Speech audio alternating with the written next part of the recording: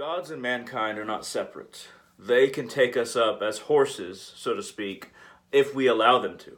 If we allow them to exist within us, within our hearts, within our minds, and we say, okay, I want to feel your energy within me, within my very being. They can exist within us and guide us. They can take up the reins should we so desire them to. Now, without a desire for a God to take up the reins, no God will. But demons might. Now, this is far less prevalent than many Abrahamic traditions say it is. But there are beings who can take us up without our permission and who will work against our interests. When gods exist within us, it's only towards our benefit. They only do things that will lead us further along the path, that will allow us to develop as a person and allow the world to exist in a harmonious relationship with itself.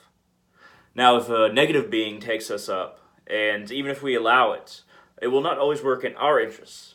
More likely than not, it will work in somebody else's interests or their own. For there are beings that are selfish, and there are beings that are harmonious, symbiotic, appreciating of the order of things and the balance. Now, when a negative being takes up someone, it's usually to influence them in relation to chaos, trying to make their actions and what they believe, what they think, more chaotic. Negative beings can even influence how we think, the vibration which our body exists in. It's like a demon, I guess you could say, is using our body as a mantra. Now, when a God takes us up, it will make us feel full.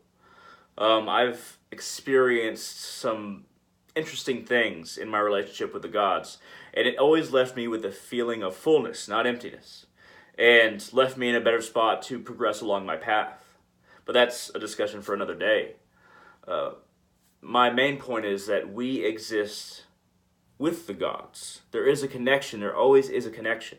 They exist in higher realms ultimately, but they are very active in the intricacies of and the very nature of this world than we imagine. Now, when we look at this world, we imagine that if there are gods, they're somewhere else, that they're somewhere high up, they're somewhere away from where we are, but this is not true. The truth is that all the forces we feel exist, even beyond this world, are constantly trained towards worlds like ours, worlds like Earth. Gazes from every single pantheon, and the motivations of beings both below and above are trained on worlds that are in between, worlds that are seen as being material. We know that we're kind of in between good and evil, in essence, and this world, especially Earth, is Rajasic, which means it's kind of going back between tamas, darkness, and sattva, purity, back and forth. But there's never really a conclusion in the material realm. There's this ever-lengthening struggle that will eventually have a conclusion, but for right now, we feel this bouncing back in between.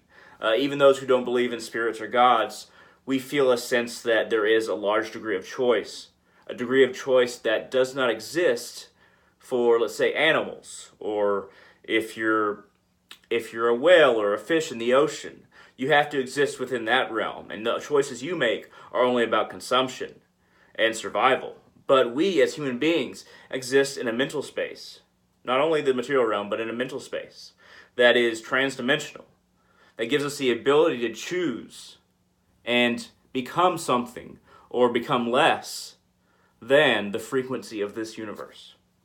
So, the gods exist with us. They walk beside us, they walk in us, should we allow them to.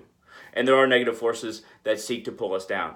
At any rate, thank you very much for watching. I hope this has been interesting. This has been a tiny speech, and I'll see all of you in the future.